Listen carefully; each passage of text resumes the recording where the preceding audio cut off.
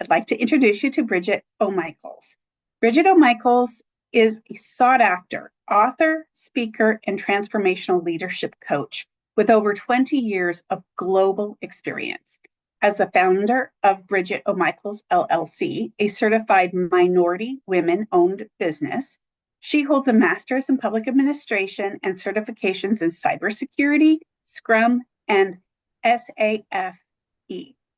Additionally, Bridget is trained in John Maxwell's leadership programs and Robert Cialdini's persuasion principles, specializing in enhancing leader productivity, performance, and profitability. So without further ado, here's Bridget O'Michaels.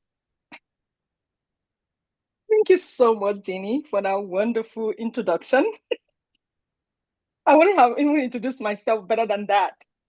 But well, thank you, every single one of you, for taking today to really invest in yourself and the entire week. It is an amazing opportunity to have you in the Zoom room with me. So I will start by saying, good afternoon, leaders. You know, one of my favorite quotes about leadership comes from John Maxwell, and he happens to also be my mentor. He says, the game doesn't stay the same. Now, I want you to think about for a moment, just like no two baseball games are identical, there are no 2 days in government leadership that are the same. If you agree with me, you can drop one in the chat. If you agree with me that, in your work day, there is no 2 days that are the same thing. You come into work day on a Monday or on a Tuesday, it's a different problem for a different day. Thank you so much, Adina, Megan. Thank you, Richly. Thank you, Sharon. Yes, thank you. So, so I really want you to be authentic and allow yourself to answer this question.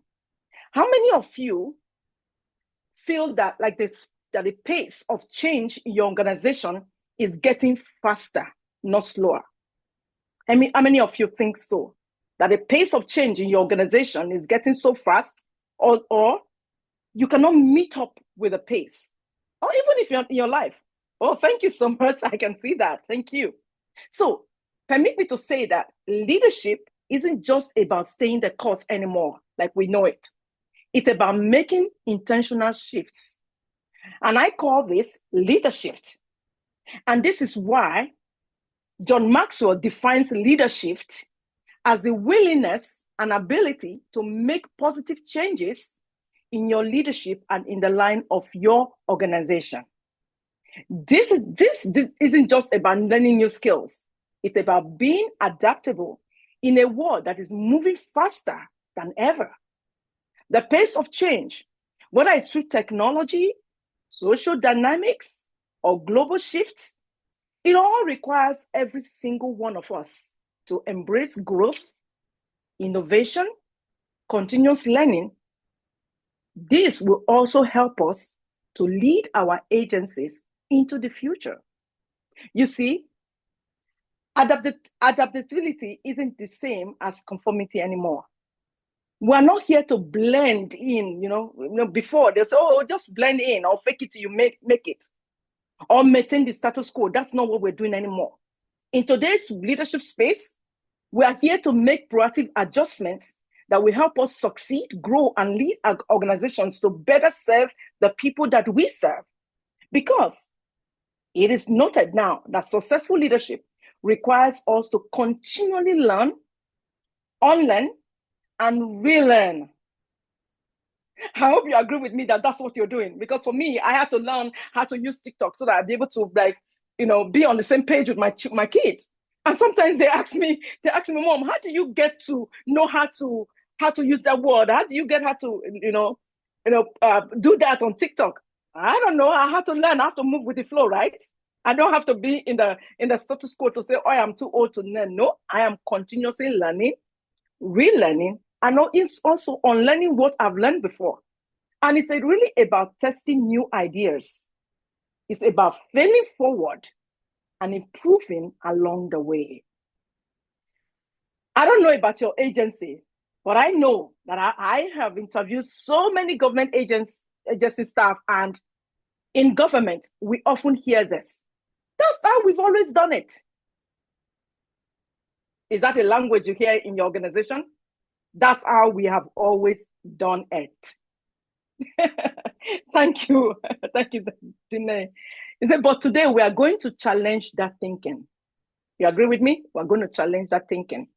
And so we are going to explore how to make positive changes that will benefit not just you, but your entire organization and Washington State as a whole.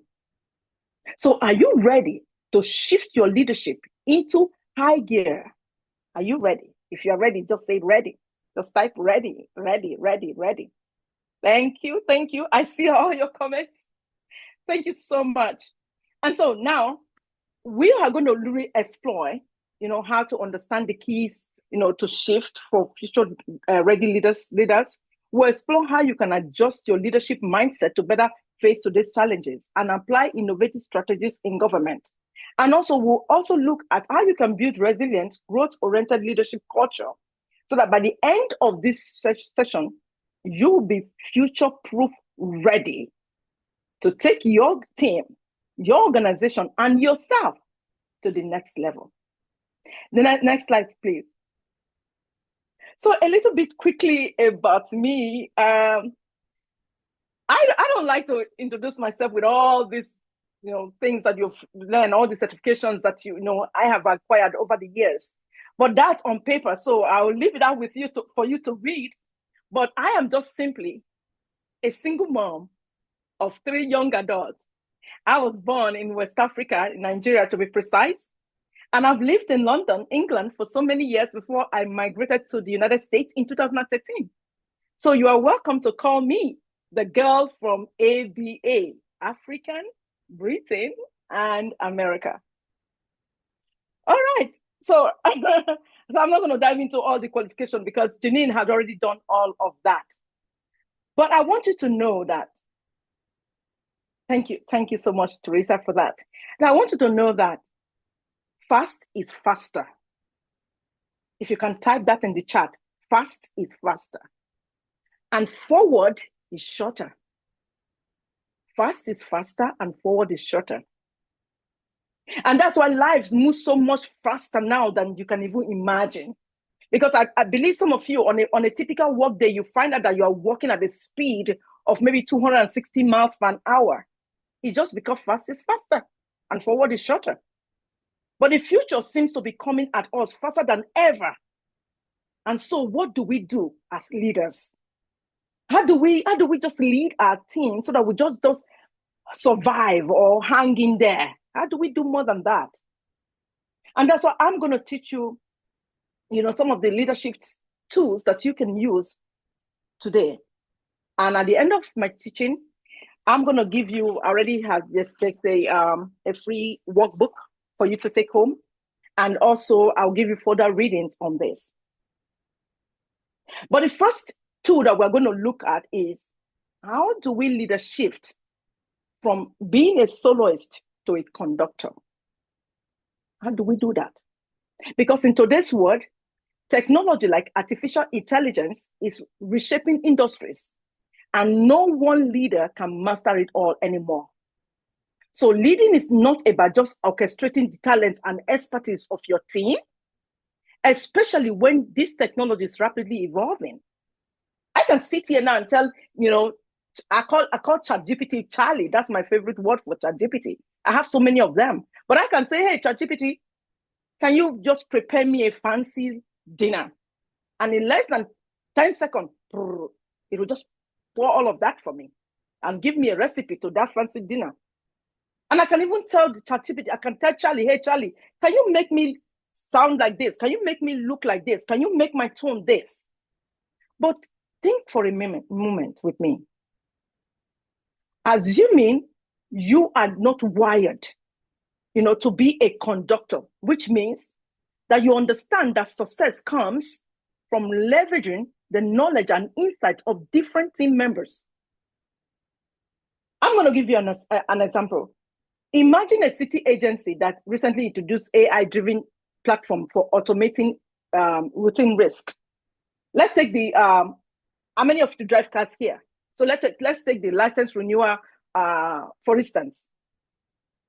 Assuming the conductor in the team decides to hire a data scientist, a developer, and even some frontline staffs who can help interact with the systems daily. Can you begin to imagine the bigger picture, how all of that will look like? Because you're not doing everything by yourself again, you're working in a group. So you're going to thrive better by working in a group, regardless of your expertise. I know some leaders are always afraid, or they are perfectionists. So they find, delegating or, asking other people for help, a problem. But today I'm asking you, is there any way that you can at least try to shift some of the duties that you do, solo, by incorporating other members of your team or of your organization to do that? I believe doing that, you'll be able to quickly achieve all your goals for a day, a week, or a month, or a quarter. And also, applying technology will also help you to achieve that faster. So if you agree with me on this, you can drop a 1 in the chat. Because I know there are so many soloists in the room. But today, I'm encouraging you. It does not matter who does the work. As long as it gets done, and it can get done quicker in a group, it's better. So trust comes to play.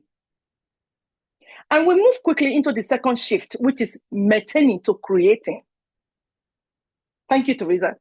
The work environment has changed drastically. I don't know about you, but it has. With COVID-19, thank God it's gone. But we now have remote work, hybrid teams, and all manner of different work, flexibility. And so maintaining and updated processes, it just isn't enough anymore. So leaders, you must actively create new strategies for this new era. And so before I go on any further, I just want to test the room. Let's test the temperature in the room. John is going to help us with a poll. Let's take a poll to see, who are the advanced leaders in the room, the emerging leaders, and the middle leaders in the room. So number 1, how would you describe your current level of leadership experience? So I'm going to give you a few seconds to click on that. Are you an emerging leader? Are you an intermediate leader? Or are you an advanced leader? If you've done, you can drop a 1 or no. Okay, let's do 4 in the chat to let you know that you have done, so that we can move quickly. So how would you describe? Thank you so much. Thank you. Oh, wow. Okay, so we have the result. 40% in the room are emerging leaders, while we have 47% as intermediate leader, and advanced leaders are 13%. What does this tell you quickly? What does it tell you quickly? There's room for growth. And then you are on the right course, you're on the right space to grow. Thank you so much, John. Can we close that? And so let's look at a scenario, still talking about maintaining to creating, slide 2. Yeah. Picture a government office where employees are now working remotely or in a hybrid models. A leader who is stuck in the old way of doing things will always only look to the employees as being forceful. Because now you cannot force your teams to attend meetings in person, or you want to monitor them physically when they are working maybe from their various virtual spaces. But a creative leader embraces the change. And a creative leader knows there are better ways to engage the team remotely now. There are a lot of management tools, project management tools that you can use. For instance, I don't know if you've ever been to the continuous improvement meetings that are held once a month, virtually. There's a tool that, Teresa and Tala, they use for the engagement. We use that tool to create polls, quizzes, and interactive slides. It's called the Mentimeter. That gets everyone in the room engaged, and it's so exciting. So considering using some of these tools, don't be scared to test them out. And possibly there may be someone in your team who is very good, very savvy at these tools that can actually help you as a leader to implement them. So remember, leaders who embrace change don't just maintain, they create. Your call to action on this today will be, what old processes are you still maintaining as a leader or as an emerging leader or a middle leader? What old processes are you still maintaining? And how can you start creating flexible, future-ready strategies for your team? That would be a good place to start from. Don't worry, you have a workbook that is coming, so you'll be able to do all of that at your own time. And you can also do the exercises within your teams. It will be fun if you can do the exercises within your team. So we go quickly to the next slide and to the next shift, which is directing to connecting. It's time for leaders to start shifting from directing to connecting. Because here is the difference. The difference between directing and connecting is simply this. Directing is often authoritative. You agree with me? When somebody is directing you, you feel that they're just, thank you, Bryce. Thank you, Kelly. Yeah. When somebody is directing me, like for instance, when I was learning how to drive a car, and that was back in Nigeria a long time ago, and my ex-husband was teaching me how to drive the car. And because he was an expert, he was already driving the car long before me, and we're not married then, we're just dating. He sits in the front there and be directing me on what to do. And because, I'm also on the DISC assessment, I'm a high D. So I'm a born leader. And so when he's giving me all this directive, I just felt as if he was, being so authoritative, so forceful. He wanted to lord it over me, and I struggled to take it in. To the extent that I got to a spot, I was driving, I just stopped and I parked the car and I said, look, I'm not doing this anymore. It's not a force to drive. And he just stood there and was looking at me like, what the heck is wrong with this girl? But I was done. That day I went to learn, to a driving school to learn properly how to drive. And I said, no, I'm not doing this. So we've gone past that stage of directing to connecting. So if you really want your team to connect, if you want to be your best self as a leader, I would advise you to start connecting, which is actually collaborative. Because this is just a shift in your mindset. It's just a shift. Because directing is all about talking. It's a top-down approach. On the other hand, connecting involves a lot of listening and working side by side when you direct people. You see, I want you to understand that the modern workspace today that we have today, people just want to enjoy work, and they want to feel as if they belong. And so when you connect with them, they are going to better serve you and the workplace than when you just keep dishing them with authoritative policies and directives. So think about it like this. When you direct, you stand on your own ground. But when you connect, you step into the other person's ground.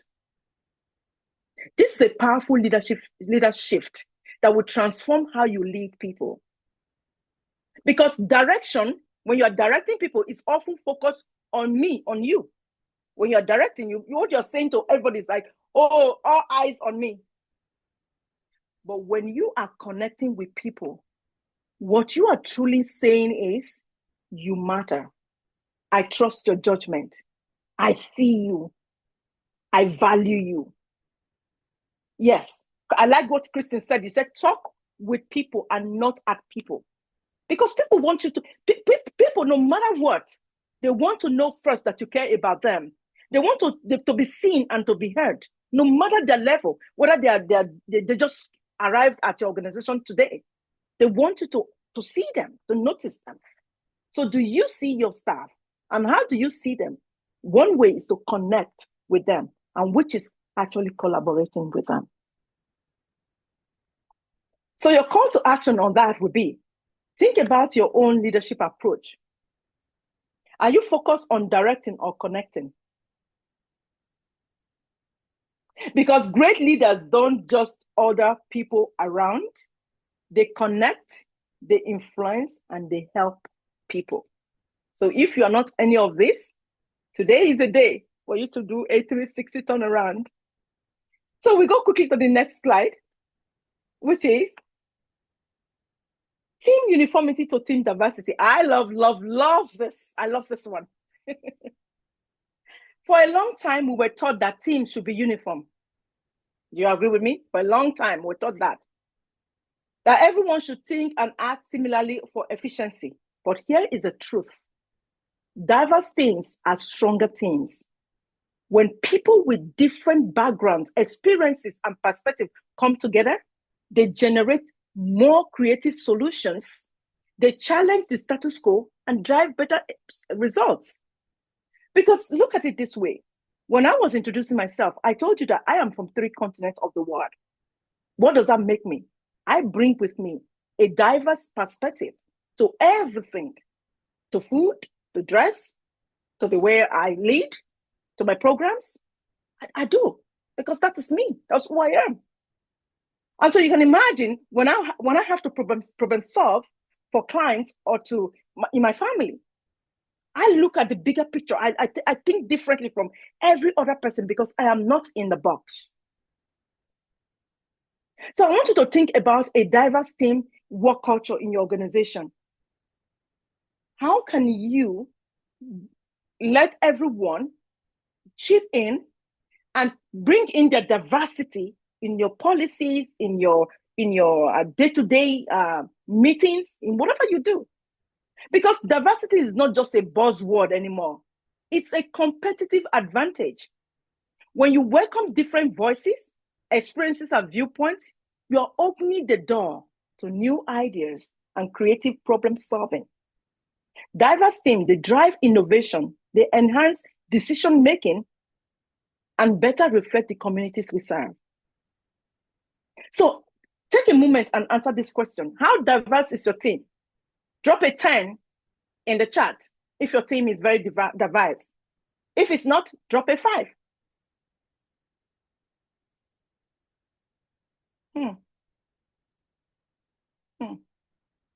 I hope the representative of these organizations are seeing, the scores in the chat.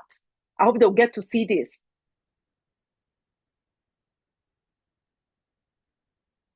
So what about in your personal circles then? How diverse are your friends in your personal circles? Drop a 3 if your circle is diverse, and drop a 11 if your circle is not diverse. 3, okay, I see a lot. I see, wow, okay. Good. That's good to know. So you would love to have me as your friend then. Because the more you embrace diversity, the more opportunities you have to grow as a leader and create lasting impact. Just before this conversation, I was having a conversation with Talia, and I was telling her that I love the culture which I was born into. And one of the reasons why I do is because of my versatility when it comes to my hair. That I can wear my hair in any way that I like. Today, I'm wearing my brand, which is my low haircut. And tomorrow, I may decide to put on a wig or put on some braids on it. But at the end of the day, it's still me. But that's the diversity I can bring to my hair culture. Thank you, Angie, for the hat. As if you know, I love the hat. Just keep them coming. So let's go quickly to the next shift, which is goals to growth. Goals to growth. But first, I want to ask you this question. What is the best investment you've ever made in your life? to add value to you? What is the best investment? You don't have to answer. What's the best investment you've ever made? Oh, okay, Michelle, thank you. She said education. Yes, education gives you voice. It puts you in rooms that you didn't even know you were able to be. Oh, talking to strangers. Yes. Career improvement, curiosity, spiritual practice, my child, relationships, motherhood, therapy, mental health. Ooh, I'm a mental health, I'm certified mental health first aider. So I know the place and value of mental health. Trusting yourself, accepting me for who I am. Good, because as a leader, you don't have to people please. You cannot please everybody. Yes. Oh, thank you so much for all the response. I like the engagement in this room. Oh my God, I love it. So here is the thing. If you're not willing to bet on yourself, why would anyone else bet on you? Why would your bosses bet on you? Why will your children bet on you? Why will your spouses, anyone at all, if you are not willing to bet on you? Because the first investment you should make is in yourself. It doesn't make you selfish or stingy. It means that you are just on earth and you are ready to grow. Because growth happens here on earth. You're continually growing as an individual. And that's why you're continuously improving. I'm just going to share a little narrative here. I don't know if by show of hands or dropping in the chat, if you've ever heard someone keep telling you, oh, every day, or I keep falling down and I pick myself again. When I fall down, I pick myself again, and they fall down. First time, they pick themselves up. So, excuse me. Second time, let me take a sip of water. They keep falling down and they keep picking themselves up. Have you seen someone like that? Please drop number 12 in the chat. If you've seen anybody like that who keep falling down, they pick themselves up. Falling down, they pick themselves up. So what would you call that kind of a person? You said they are tenacious, right? Is that resilient? No? Tenacious. Okay. They keep falling down, they pick themselves up. I don't agree. Thank you. I found it. Oh my God. I wish I could. It was so fast. There was someone who said stubborn. Stubborn, yes. Because if you keep falling down and you're picking yourself up, what it tells me is, I'm going to bust the bubbles here right now. What it tells me is that you are not improving. Because if you're falling down 1, 2, 3, 4, 5 times, hey, the 5th time or the 3rd time, just stay there, stay on the floor and learn the lesson. Take the value, just sit down and do a journal of how you fell down, what you've learned, and then you can now get back up. Because once you do that, you have just done one thing, which is called evaluated experience. That's why experience is never the best teacher. Evaluated experience is the best teacher. If you keep falling down and you're picking yourself up, it's not because you're tenacious. It's because there's something wrong. You are not learning the lessons. You're not. So when you fall down couple times over the same thing, stay down and take the note. And take the note so that you will learn the lesson and someone else can learn that from you also. What I've realized on my growth, is that the goals I have achieved, were not as important as the growth that I experienced along the way. That's why when I introduce myself, regardless of all the accolades and all the achievement and all the degrees and all of the certification that I've acquired, I don't introduce myself as that. But I grow through the experiences which I have traveled through along the way. That is what makes me a great leader. And that's what makes you a great leader. So I can say hitting the goals is good, but the internal growth, which is the mindset shift, is what matters. Because that is the personal growth. The transformation that people will see in you that they want to follow in you. Because I don't know if you know this, others follow courageous leaders. People love to follow courageous leaders. Now, to make the shift, I want you to ask yourself, what areas do I need to grow in? Hey, Trin. Hey, Trin, thank you so much for tuning in today. So ask yourself, what areas do I need to grow in?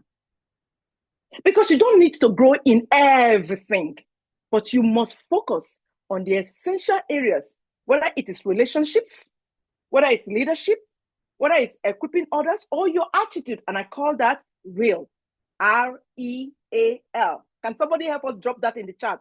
R-E-A-L, which is relationship, leadership, equipping others, or attitude. Thank you, Rachel. So focus on what area. To me, every quarter, I pick up one thing that I'm going to focus on. If it is relationship this quarter, I just keep it straight. And I focus on that. When I'm done, then I go to the next one. Because when you prioritize your growth over your goals, you unlock continuous learning and improvement for yourself and for your team. And if you are not in the continuous learning improvement team, I want you to jump on in, because every month we gather online or in person to really continuously improve our services, our processes, and systems, so that we can provide a better Washington state to all. So how can you shift from simply meeting your goals to fostering continuous growth within your team? You can take this tool to your team today. You can go back home, go back to your organizations and share with your team how you can all focus on one growth per quarter or per month and hold each other accountable to accomplishing that. And now I go to the last of them that I'm going to do today, and we're done. And because I'm going to provide room for Q&A. Train leaders to transformational leaders. The next leader shift is, how can you move from a trained leader to a transformational leader? If your actions inspire people to dream more, learn more, do more, and become more, then you are a transformational leader. And I'm going to say that again.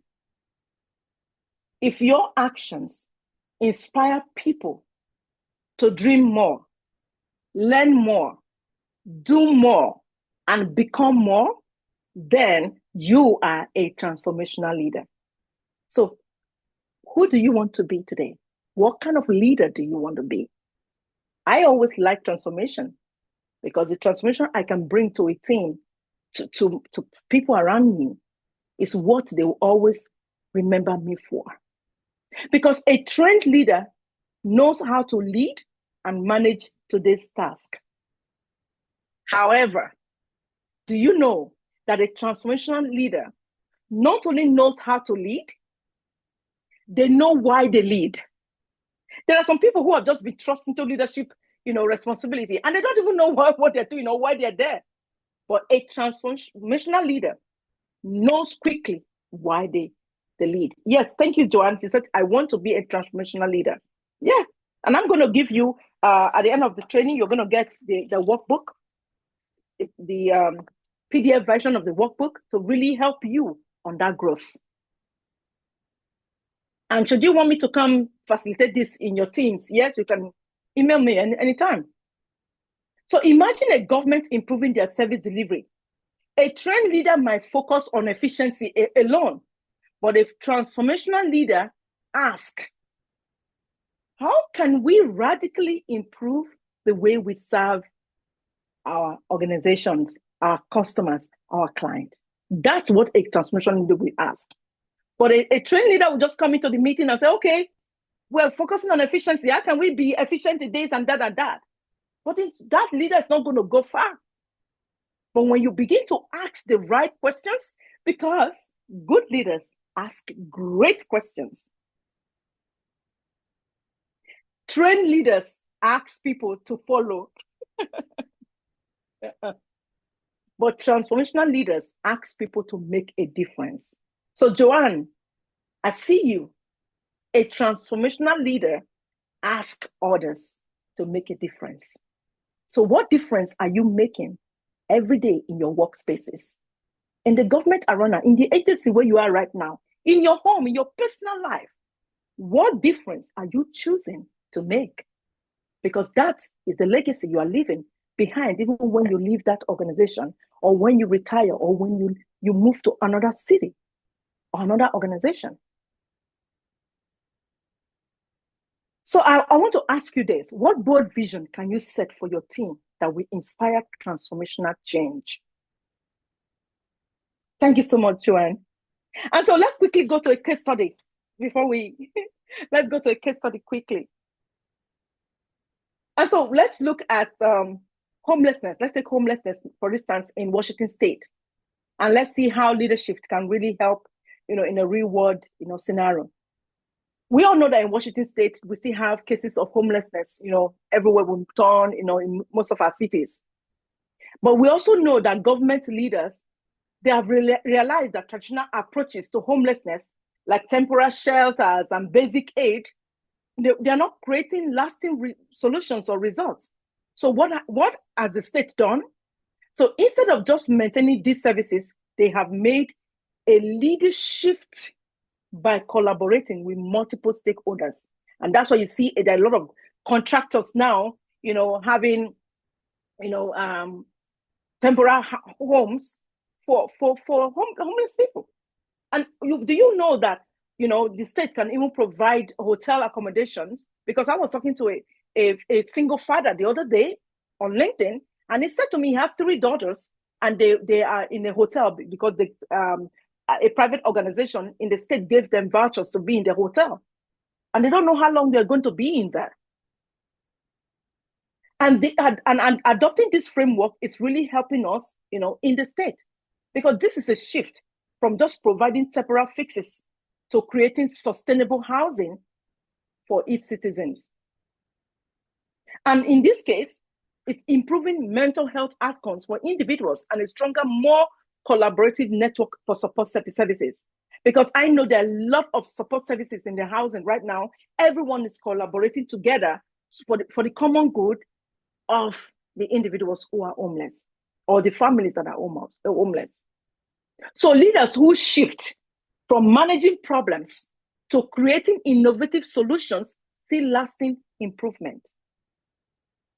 And so I want you to take away that to your teams. How can you shift from simply maintaining services to creating long-term solutions as a leader? How can you do that? Can we go to the next slide, please?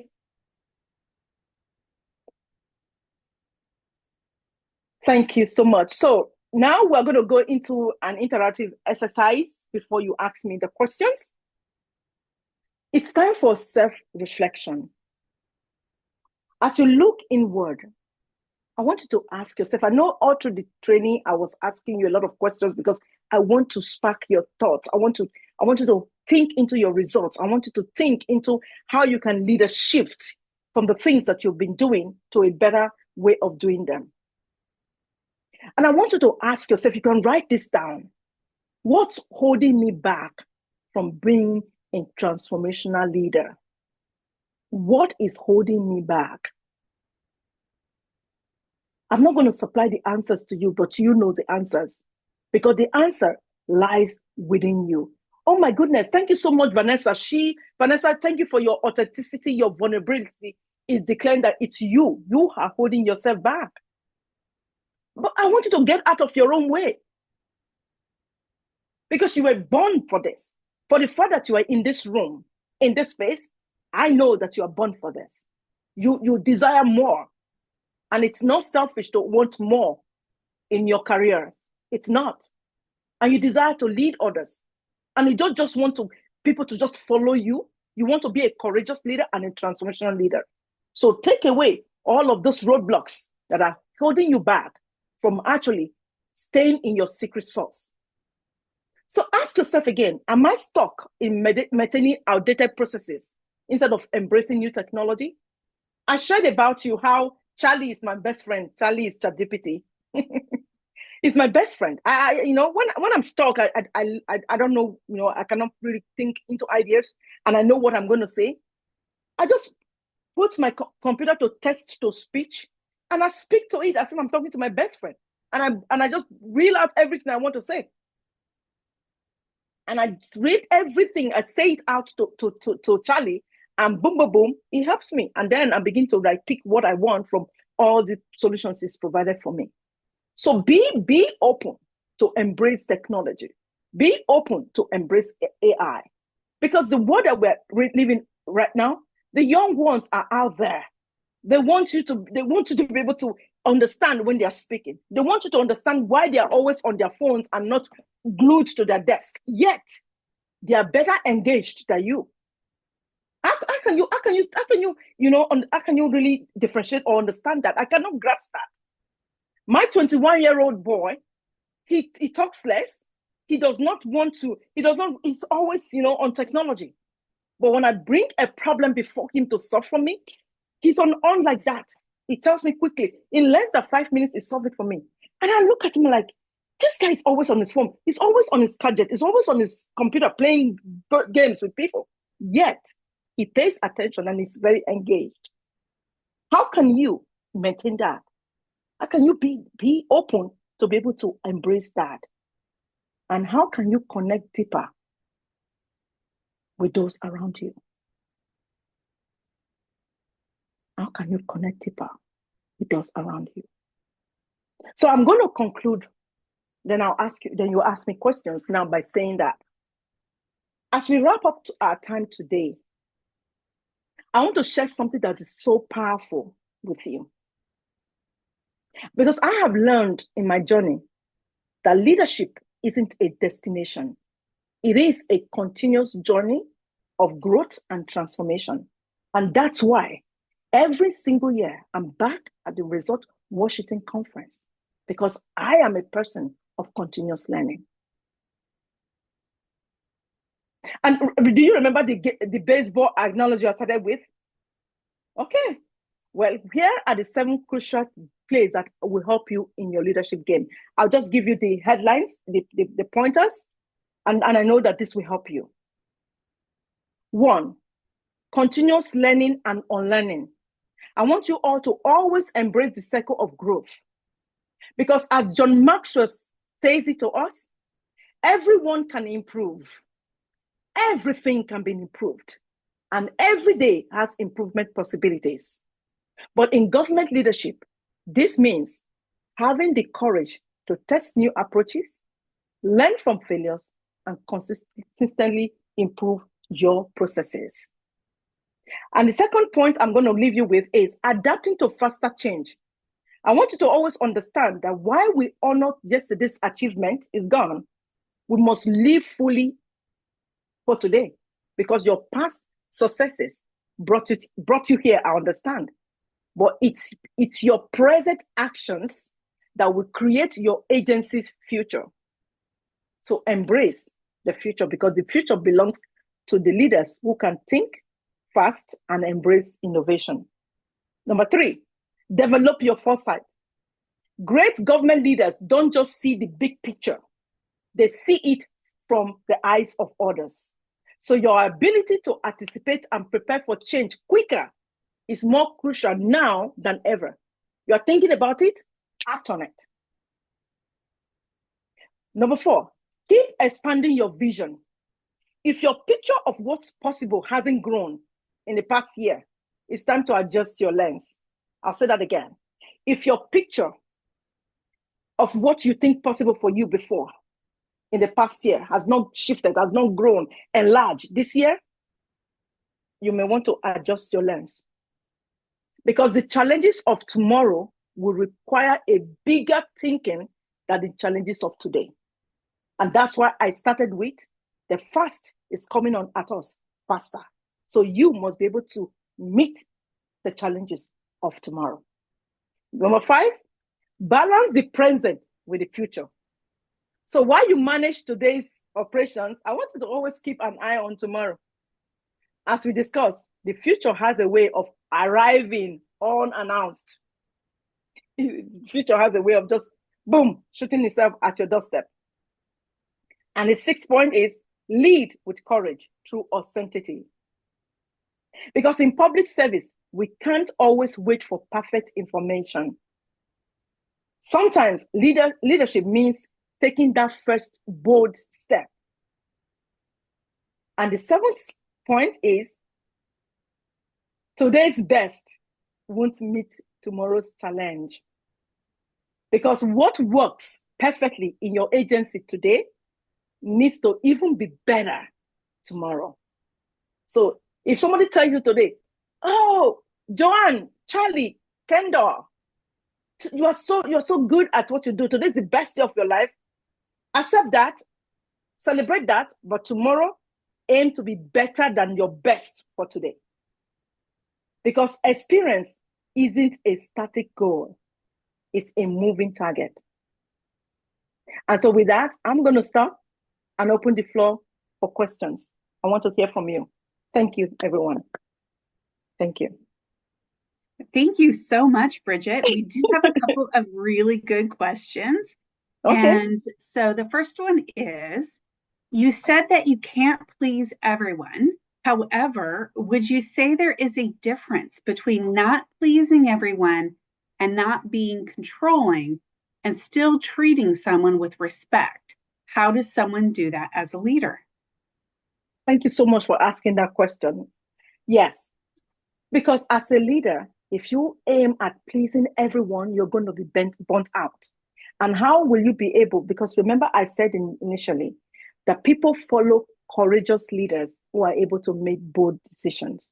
So you catch yourself in that situation where there are a lot of people in the room, and everybody, all you need to do is, as long as you give everyone the opportunity to speak, I want you to be able to acknowledge every single person in your team. But at the end of the day, having to make a decision or who out of the 7 people to select for a leadership training has to determine on one, the budget, and how well each and everyone in the team has contributed. But you have to be vulnerable to make it clear to them. You have to be transparent. As long as you are transparent in your leadership within your team, and you are able to really communicate that effectively within your team, I don't think you have any problems. Was I able to answer your questions correctly?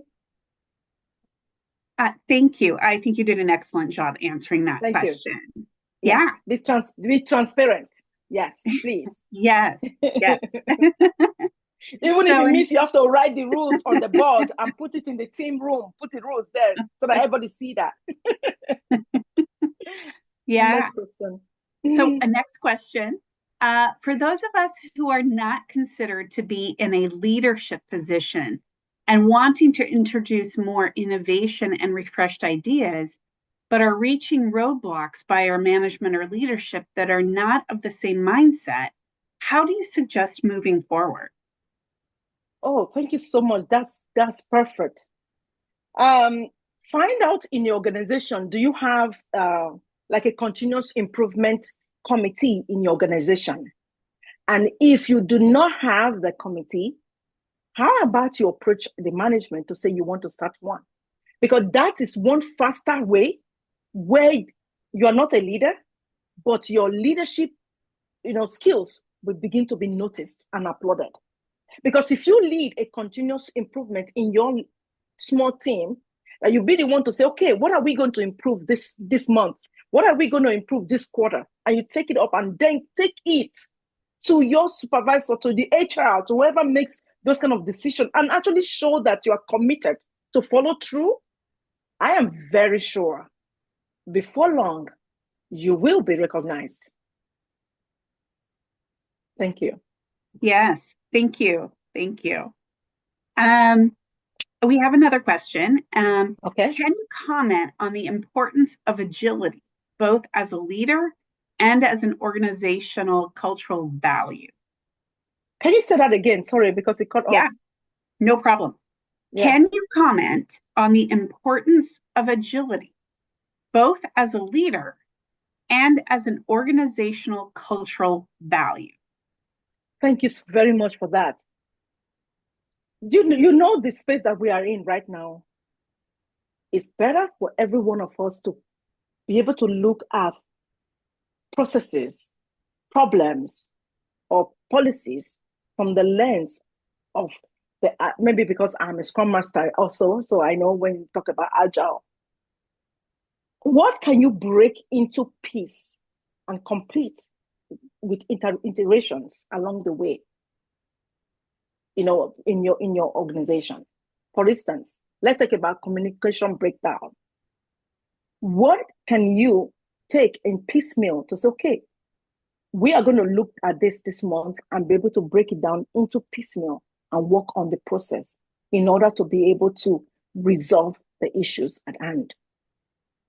That's how I will look at it. That's how I will respond to it. Thank you. Thank you. And last question is, what does REAL stand for in real? Okay, that's relationship. I lost my thought. E? equipping others, relationship, equipping others. Oh my goodness, I lost my thoughts. I'm sorry. But I'll get back to it now. Real is relationship, equipping others, and authority as well as learning. Got it. Thank you so much. Yeah. Well, thank you, thoughts. Bridget, so much for this presentation. It was wonderful and so good to hear this message. I know a lot of people connected with it. There was a lot of great participation in today's session. And I hope everyone gets out there and connects more with Bridget and her work after this session. Thank you, everyone, for attending. And yeah. Don't forget that they have the workbook. Yeah, the that workbook is going to come in that they can download a week after today. Yeah. Okay, a week after today. Download that workbook. And thank you, everyone, for attending. This was, we're so happy that you're engaging with us during this Lean conference. It's one of our highest attending yet. As we end the session, we're going to have a small survey for you to take. Please don't hesitate. Please take that. Please take the survey. We really do use your feedback, and Bridget would love to have your feedback as well. And we have our last session of the day coming up at 3:00. So we'll see you again at 3. Okay. Thank you. Bye, everyone. Bye.